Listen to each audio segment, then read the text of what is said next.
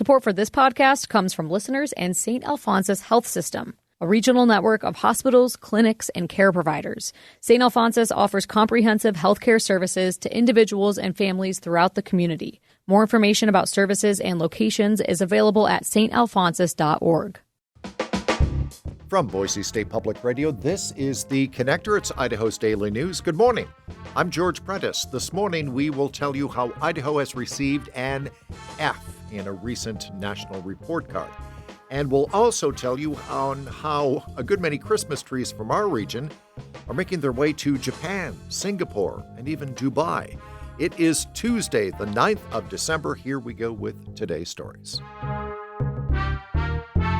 Idaho says so far there have been 7 abortions recorded in the state in 2025. That number does not include telehealth abortions, which a new report shows are on the rise. Julie Lucatau reports. Before the state banned almost all abortions in 2022, the Idaho Department of Health and Welfare counted roughly 200 abortions per month. According to We Count, a science-based organization tracking abortion rates in the U.S., from January to June this year, Idahoans received about 80 abortions per month. Ushma Upadhyay is a researcher at the University of California, San Francisco, and co-chair of We Count. She says the majority of abortions in Idaho are now from providers in states with shield laws. They provide legal protections for those clinicians to provide consultation to patients in states with abortion bans and mail them medication. Upadhyay says it's likely some women in restrictive states are not getting the care they want. We know that there are people in Idaho who are unable to overcome the barriers to travel to get care and who may not know about telehealth abortion as an option. Women are not criminalized under Idaho's law. The state bans physicians from providing abortions, with limited exceptions for cases of rape and incest or when the life of the mother is threatened. Julie Lucatau, Boise State Public Radio News.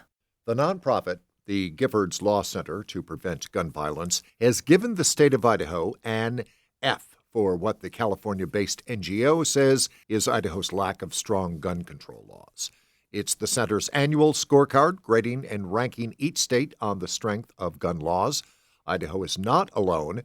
There are nearly 24 states that received an F grade in the annual scorecard. The center says Idaho has some of the weakest gun laws in the nation. Now to a jail in North Idaho where a half dozen inmates experienced a reported overdose of fentanyl. The Kootenai County Sheriff's Office says this past weekend, 2 inmates appeared to be overdosing. Staff identified 4 other inmates shortly thereafter. They had signs of overdose. They administered Narcan, and all 6 were transported to a local hospital for treatment before returning to jail. Meanwhile, 1 of those 6 inmates was charged with drug possession inside a correction institution. It is the season of receiving and giving, mostly giving, and in that spirit, you may have spotted something new this year at markets, events, a few cinemas around the region, big red vending machines.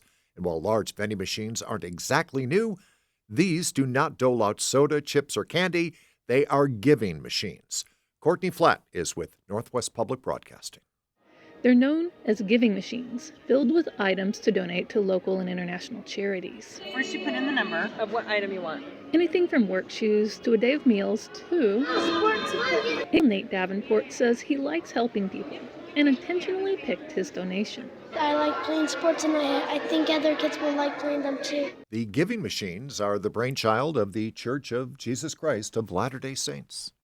It is Christmas tree season. Indeed, Christmas trees grown here in the Northwest are much sought after.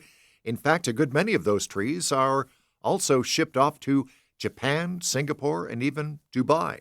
Anna King is with Northwest Public Broadcasting. Wendy Tanada of Portland, Oregon, exports farmers' Christmas trees around the world on ships and planes.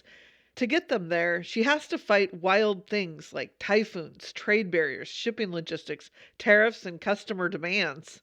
Every year, she sends out as many as 60 shipping containers. He's going into airports, like going to Singapore airport, going to Hong Kong airport, and then they go into like very iconic high-end 5-star, 6-star hotels. One time, she shipped a 35-foot tall behemoth to Hong Kong, her largest tree to date.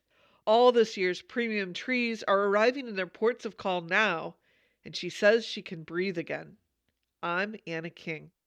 Boise State and Extra Mile Arena made a unique announcement Monday. It turns out that this past Sunday's comedy concert starring Nate Bargatze set a few records. It turned out to be the highest-grossing comedy event in Extra Mile history.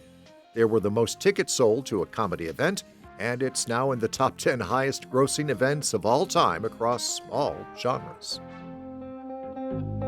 And that is today's episode of The Connector. I'm George Prentice. We'll see you back here Wednesday. You can stay in touch with the news anytime at BoiseStatePublicRadio.org and tell your friends and family about The Connector and how they can find it wherever they find their favorite podcasts. For now, to you, thanks for listening.